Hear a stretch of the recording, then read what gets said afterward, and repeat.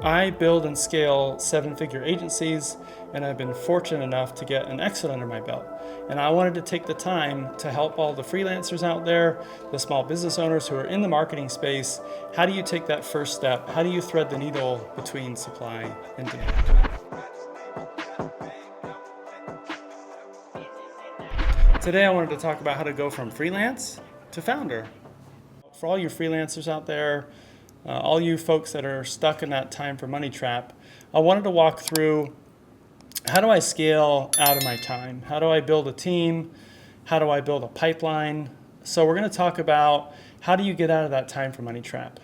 When you're starting out as a freelancer, you really are trading your time for money, right? You're getting hourly pay, you're on a retainer, you're working with a client, maybe a handful of clients, and things are good. And today what we're going to talk about is how do you scale beyond that initial phase of your agency as a freelancer. I call this growth system threading the needle because it's very difficult to balance supply and demand, to balance I need more clients, I need more team, I need more revenue, I need more costs. How do I balance these things so that as a founder, as a freelancer, as an owner, as someone who's trying to build and scale a team to create enterprise value, hopefully to build a legacy, how do I start that? How do I take that first step? Before we get into the supply and demand tactics, I'm going to teach you a framework. And really the framework is built around this idea of channel switching. So as a founder, as a freelancer, agency owner of a small team, you're constantly switching between I need more clients, I need more team, I don't have any capacity, I need more revenue. And you're always threading that needle. You're always switching between those channels. The business is constantly going up and down. Especially true if you have large clients, you have concentration risk. It's good when you have them, and it hurts even worse when you don't. So thinking about how do you really balance that threading the needle exercise to make the highs and the lows just a little shallower, a little narrower. And so I'm going to teach you a framework today to help you build a sustainable pipeline in the easiest way possible. That's the key, keeping things simple. I don't like to do things that are complex. I like to do them simple. That's what I've been taught. That's how I operate. And then on the supply side, when it comes to team, a lot of founders sleep on team. A lot of founders are thinking team, people, they're just a head count. They're just bodies. I've heard a lot of founders call people bodies. Not a good word to use. If you're using bodies as a way to refer to your team members, get it out of your dictionary. Get it out of your vocabulary. So as you're going and thinking about your team, you don't want to think of them like inventory. You really want to think about how do I market? How do I create a culture? What are the easiest things that I can do to get the best quality talent at the best value? And as you go through this as a founder, I want you to keep one thing in mind, which is you always have to eat even when you're full. And I want you to keep something in mind. This is really crucial. This is the takeaway.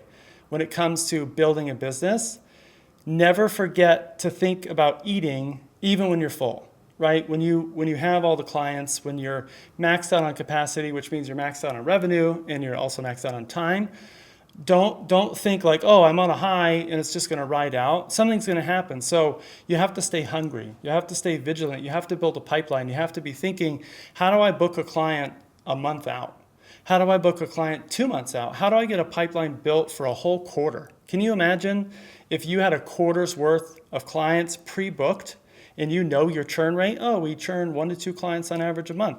Okay, great. Well, we built our pipeline out 3 months. Stop and think about that. If you had a guaranteed amount of revenue that was on track to meet your goals, booked out for a whole quarter, how would you change your decision making? What decisions would you make differently if you knew you had 3 months of booked business? Now, maybe this isn't possible for your agency today, but I'm telling you from experience in building seven-figure agencies, this is definitely something that's possible. And once you're able to build that pipeline and you can rely on it, and you have a lead time for churn, you have a lead time for onboarding new people, managing the business becomes so much simpler. That's one of the main concepts for today. Don't forget to eat, even when you're full. The last thing I want to talk about before we jump into frameworks, I'm talking to you. If you're successful, but you're still taking your laptop to bed at night, this system is for you. If you have that drive, but all the hours in the day are filled up and you're stressed out, but you're kind of enjoying the challenge, this system is for you. The Hypeman is for you.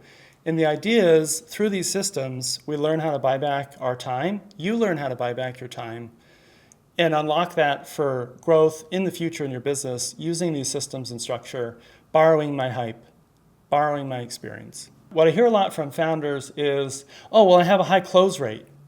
I have a high close rate, so my business is going well. When I hear people say that they have a high close rate, my second question is, how much do you spend on marketing? Do you want to know what the correlation is between having a high close rate as a small business and the amount of money you spend on marketing? Usually it's zero. You know who you are.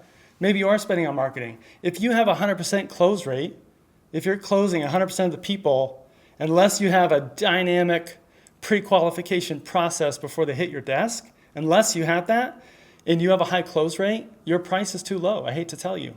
I hate to tell you, homie, your price is too low. I hate to tell you that your price is too low. So many founders I work with in my coaching programs is about pricing and positioning, and I see this all the time. You get confidence, false confidence, from having a high close rate. So today, if you take nothing else from this video, before we get into the frameworks, if you have a 100% close rate or an 80% close rate, and you're gloating about it, it makes you feel good, try to get to a 40% close rate. Try to get to a 20% close rate. What we're going to go through in the frameworks today, learning about the supply and demand curve. What happens when demand goes up? What do we do? What happens when our capacity is reached? What do we do? Take up price. Take up price. Lower your conversion rate. Increase your leads. Increase your price. Okay? There's a system to scaling that is beyond the time for money trap that you're stuck in. All right, it's time. Let's get into the marketing growth system. Sick. So I look at this through a lens of supply and demand, right? So let's get oriented on what that means.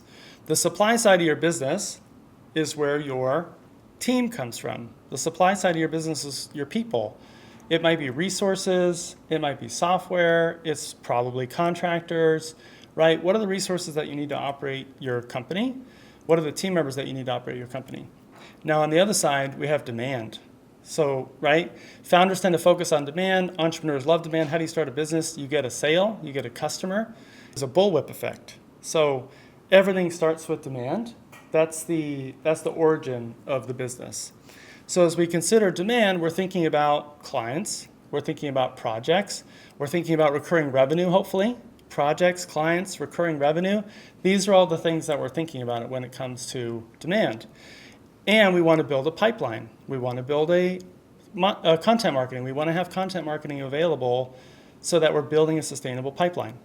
Now we're going to go through the supply toolbox, and we're going to talk about 4 core concepts or tactics that you can add to your toolbox. Maybe you already have a similar tool and you're just going to sharpen it. Either way, I'm here for it. So number 1, I'm going to put down pilot, test, scale. So we're going to go over my system of pilot, test, scale. I use this all over my business to start things at like 1/100th or 1/10th of the size of the thing that you want so that you can pilot it, test it, and scale it.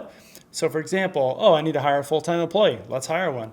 No, let's go through a process of finding a freelancer that seems qualified, has the capacity, is available to go full-time, or maybe it's someone that's full-time and they're going to go through a project.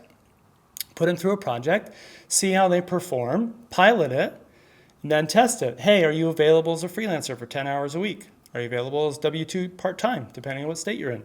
So pilot test, now you've had enough time with them. You took them for a couple laps. You check the chemistry, you check the work, the quality. Do they have ambition beyond the role that you're interested in? That would be helpful, wouldn't it? Oh, hey, I want to come in and I want to start this thing. Let's ramp up to full-time. And then I want to be able to advance. I'm hungry, I'm curious. I'm not nurtured where I currently am working. Great. Bring that energy over here. So when it comes to people, you want to start out part-time. You can hire a freelancer as a subcontractor. You can put someone on a W-2 as part-time. Then you can ramp them up to full-time. Don't be afraid to ask. This is your business. They're the customer. See what they're capable of. Check their chemistry. Ramp them up. Test them out. That's the best way to find people. Once you're beyond a 3-person team, 4-person team, you have a couple full-timers, we'll shift to a different strategy and something that we'll talk about today. Number 2, one of my favorites, Slow to hire, quick to, can you guess? Fire. Slow to hire, quick to fire. This is a technique that I learned rather painfully after hiring. Literally, I've hired over 100 people in my agencies. I learned this the hard way, and I'm letting you borrow my hype. I'm letting you borrow my experience. This is a key one. It's so easy to follow. Pilot test scale means you're slow to hire. So we solved that problem, right? Let's be slow to hire. Let's make sure that they're a good fit all the way around. We only have room for A+ talent. Guys, gals, if you're not making room for A+ talent, if you're willing to accept someone that's going to lower the average of your team, that's not going to improve and sharpen what you do, that's not going to be able to take stuff off your plate. If you're not hiring A+ talent, I don't care if they're a subcontractor, a freelancer, or an employee. You have to hire A+ talent. Slow to hire, quick to fire. Quick to fire. I could tell you so many stories about this. I could have so many stories about quick to fire.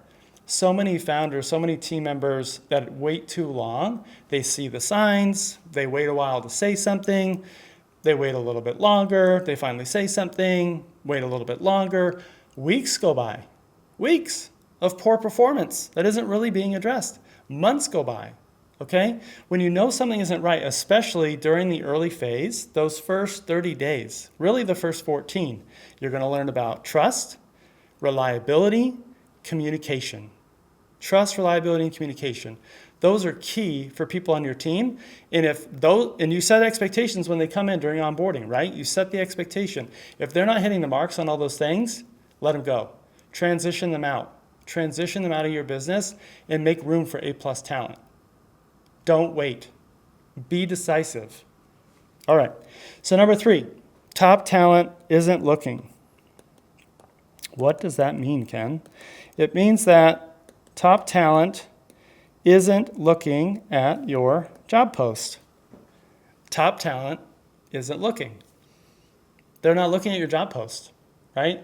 They're busy honing their craft. They're busy being good at what they do. They're busy earning their bonus, right? So when you post your job, all those applicants you're getting, they're not the top talent, most likely. Of course, there are exceptions. Of course, top talent, sometimes they're in a bad spot and they look. This isn't a one for all. But top talent are busy doing the work. So as you go through the pilot test scale with your team, in the early days, you make a little bit more compromise, but you're still decisive and you're still disciplined. As you build that base, usually a 3 or 4 person team, and as you grow beyond that, then you can start to look at poaching. Top talent isn't looking, which means you're going to have to go looking for them. Last, and certainly not least, set clear expectations.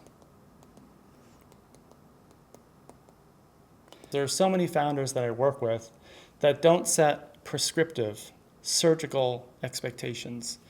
When you are talking to someone about a task, when you're talking to someone about a job, always give a precise day, date, time, place, location. Okay, number 1, what day, what time, what location. Number 2, what does it look like when it's done well? What does it look like when it's finished? What does it look like when it's complete? What do I mean? I mean, you're setting clear expectations. Hey, could you do that thing in a week? Those are not very prescriptive expectations, right? I'd like you to perform this specific task on Friday by 3 p.m. Why? Why that date? Well, it's important for me because I have a client meeting on Monday. Link the why. Set clear expectations. Now you know when I need it. Did I tell you what I need? Can you send me the report? Can you just send me that report next week? Right? How many times have you heard that? How many times have you said that? Hey, can you get that thing done by next week? Can you get that thing done soon? Could you maybe kind of get that thing done sometime?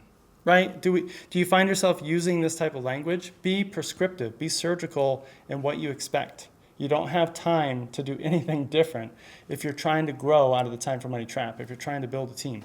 You can't afford to do anything different.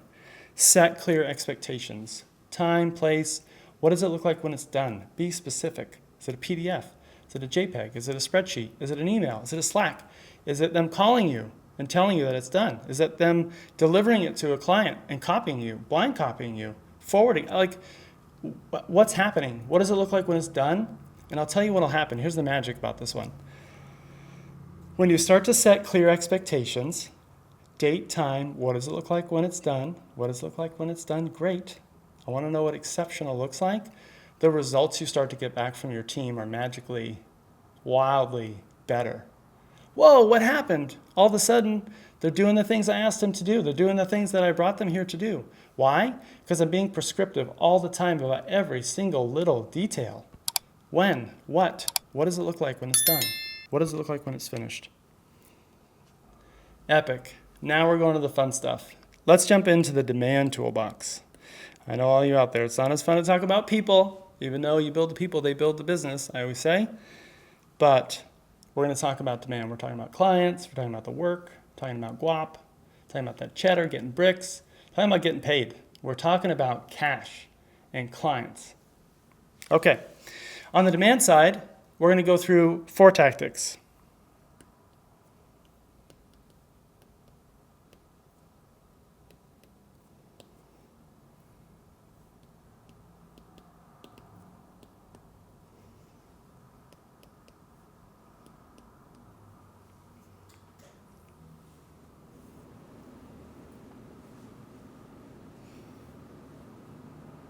Number 1, when demand goes up, price goes up, right? As your capacity fills up and the amount of time you have left to do more work, once that's full, you need to raise your price. This goes back earlier to the close rate we talked about. I have a really high close rate. Well, you probably need to raise your price. I'm charging $75 an hour. Well, maybe now you need to charge $100 an hour. You're charging $1,500 for a retainer and your book's full. The next client that comes in, try $2,000, right? As your service market fit gets tighter, as you start to scale and build a team, as demand starts to go up for the service that you're crushing, as demand starts to go up for the service that you're exceptional at, you're world class, and you're getting better every day, your price needs to go up. So usually my recommendation is that every 3 deals or so, just take your price up 10, 20%. You want to just test it out. You keep going over time, getting more deals. Monitor that close rate. You're going to find the ceiling. You're going to find the optimum of what someone's willing to pay for what you're offering. But over time, what you're offering is going to get better, right? Every day better. Every day we're going to get better at what we do. So over time, your price is naturally going to go up. And you have to actively do that every month. You need to be looking at your price optimization in your portfolio every month. Oh, I only have 2 clients. Doesn't matter. That 3rd client, price optimize. Test the boundaries, test the barriers, test different products, test different services. Okay? Demand up, price up.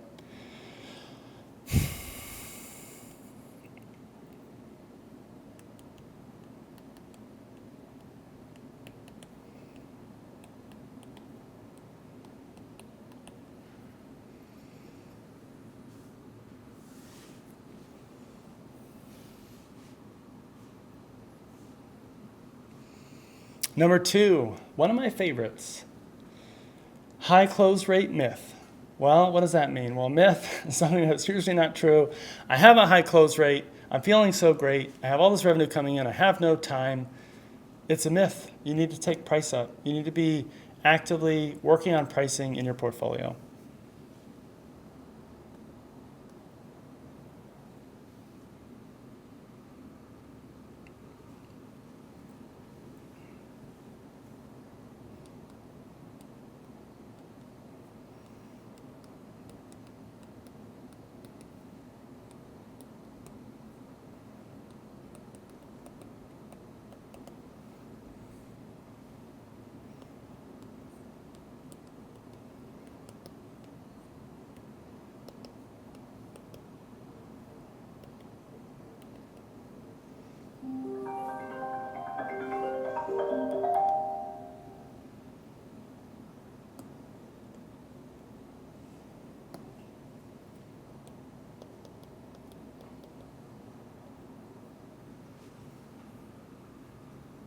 Number 3, when it comes to building your pipeline, a lot of people complicate or copy what other people are doing.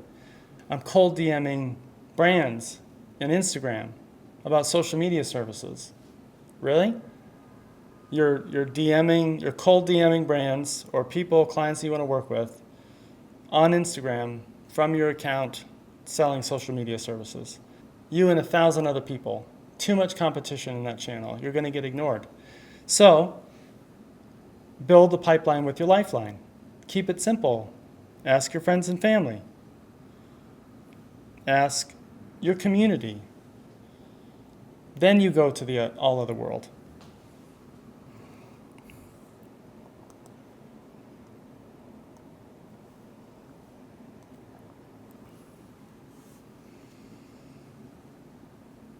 Build your pipeline with your lifeline. And really I look at this as there's sort of 3 layers to the onion. There's sort of 3 layers to the demand. First, friends and family, right? So we have friends and family around us. Hopefully you've told them what you're doing. Hopefully they're aware that you need clients. Hopefully they're aware that you're good at what you do. If they're not, please tell them. And say, hey, I have a favor to ask. Could you introduce me to 3 people that might want graphic design or paid advertising or email or whatever the service is, a new website, Shopify store, whatever it is that your agency is doing, ask for a favor. Check in with your lifeline. Check in with your family first, okay? Don't go out into the world and cold DM people on Instagram selling social media services. That is not going to be a good place for you to go to get conversion. You're going to get lost in the sauce. Too much noise in that channel. Start with your friends and family. Start with the people where you already have trust, okay? Explain to them what you're doing.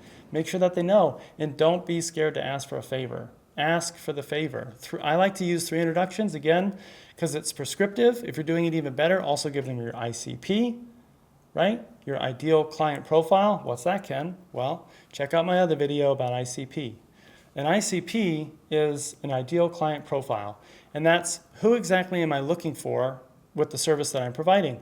So here's what I do. Here's who might benefit from it. Do you have 3 people you could introduce me to?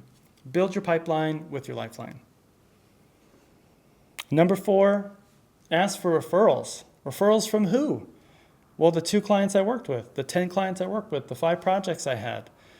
When you think about who's most likely to buy from me, what do you think the answer is? When you think about who's most likely to buy from me, it's the people that have already bought from you. They're your best customers, right? Because they already paid you something. So if you're like, oh, I need some revenue, I don't have any leads in my pipeline because I've been busy, look at your referrals first. Look at them first. Those people have already paid you. Oh, we haven't worked with that client in 8 months. This happens all the time to me. We haven't worked with them in 8 months. Send them an email. Hey, here's what we've been up to. Here's some wins that we created. Is it a good time to have a chat? Send them a quick email. Hey, how you doing? We've been thinking about you. We miss you. Your brand's amazing. These are some new things that you've been doing. We've been paying attention. Here's some stuff we've been up to. We want you to pay attention. Here's 3 wins that we produced. Here's 3 great things that we did. Is it a good time for us to get on a call? Right? Ask for referrals. And if you're bold and they reply and they're like, hey, now's not a good time, you're like, sweet, guess what? Can I have 3 introductions? Here's the kind of people we're trying to work with, just like you. Do you know people like you? No, I'm surprised. You know people like you? Great. Please, do you have 3 people you can introduce me to that might benefit from a conversation? I'm not selling anything. I'm just serving, okay? Ask for referrals. So easy to enroll people after they've already been enrolled and they know how great you are.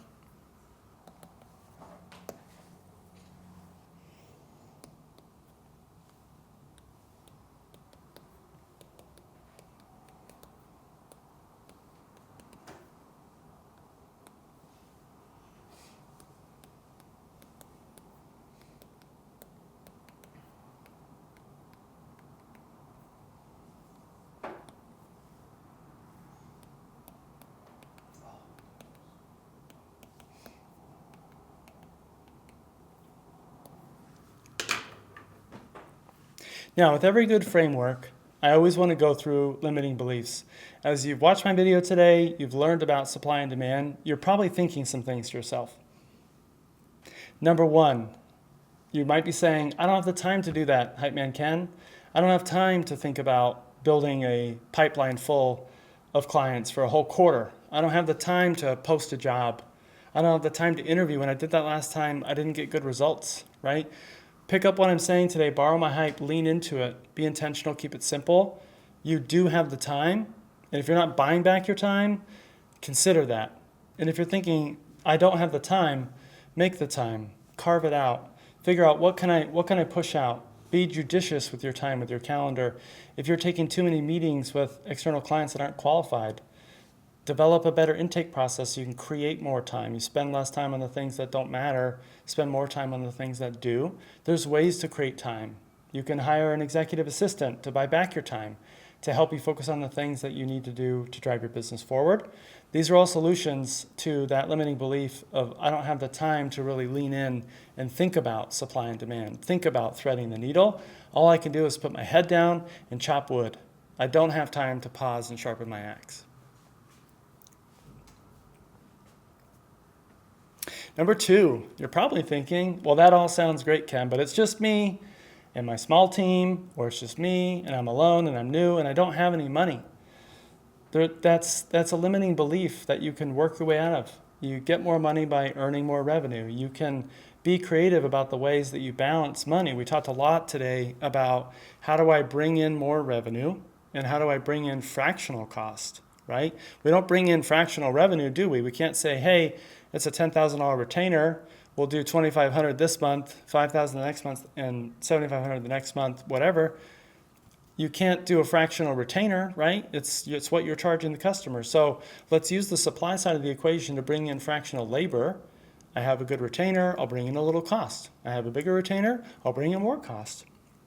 Now my business is flowing, I can allocate that person full time. So if you're thinking that you don't have the money, leverage the thread the needle framework. Really go through, try to map out your revenue, try to predict where things are going to happen and what you're going to do, and be decisive about who you let in, and start to scale your company and generate more revenue as you bring in fractional cost. Number 3, this one's a doozy. You don't trust your team. Yeah, I see you. I've been there. Look, it's hard.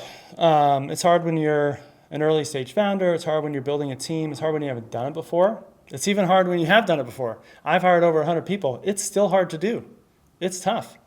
So you really have to get into the mindset of who am I bringing into my organization, holding high standards.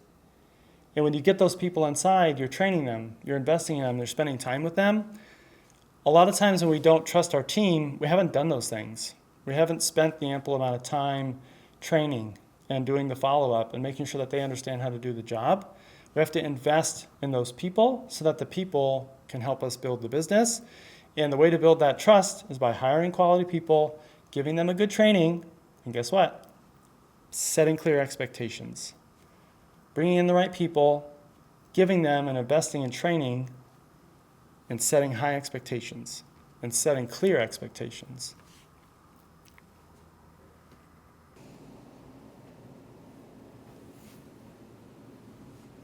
Okay, and finally, we're going to close with some mindset discussion. It's really important as an early stage founder, as a freelancer, you've done the right thing, you're working for yourself. It's the best thing any person can do is to create their own personal economy, to create their own business. But it's a mindset, the ups and the downs, the love and the fear, the doubt and the success and the doubt. Right? It's a lot to go through, especially if you're a solo founder. I feel for you. My first company, I had a co-founder. It really made a difference. If you're a solo founder, it's even a tougher road for you than those that have co-founders. That's what the hype here is for. So it's really important as you enter this journey, as you're learning from me, as you're subscribing and hearing what I have to say, know that you have to be in 100% belief of yourself, 100% self-assured, no self-doubt, 100%, none. You really need to be in 100% belief of yourself and your capabilities of why you're here, and you have to do that 100% of the time. Look, it's work. Every day when something bad happens, you have to try to tell yourself a different story, reframe it. Well, that client left. Were they a good client? Were they a great client? No, don't worry about it. Get another one. Make them better. Learn from it. It's a win-learn mentality. It's not win-lose. I hate to tell you, it's win-learn. If you're winning and you're losing, that's not a good mindset. If you're winning and you're learning, that's a great mindset. It's a great approach. One of the things I always say is the more difficult a client is, the more challenging a client or customer is, the better it makes you. Pressure is a privilege. So embrace some of the challenge in your business and know that it's important for you to grow. If you're comfortable the whole time building a team and growing an agency, there's probably not something right about the business. Like you're building something from scratch. It's growing, it's expanding, and sometimes that's painful. It's hard. So leveraging these systems like threading the needle really makes a difference. 100% of the belief in yourself, 100% of the time. And what that allows you to do, what it unlocks truly, if you're in 100% belief of yourself 100% of the time, you can start to create the future with your mind. Yes, I know it's crazy, but if you think about thoughts, our thoughts can become our reality. And if we're believing in ourselves, believing anything's possible, believing why not me? Why can't this be true for me? I'm here. I want to learn. I want to get better every day. Hypeman Ken's talking to me on YouTube. Right? I want to do it. 100% of belief, 100% of the time, you can create the future with your mind. You heard it here first. Drop me a comment, send me a DM, talk to me about growth. And I want you to understand, when you have fear come into your mind, it's a no fear mindset. We have love, we have fear, all the branches off that tree. But when fear comes into your mind about what you're doing, reframe it. Turn it into love. Embrace the challenge. What I shared with you today, and I appreciate if you're still here, is just the tip of the iceberg. I've scaled multiple 7-figure agencies. Drop me a comment below and let me see if you're the kind of founder who can benefit from working with the Hype Man.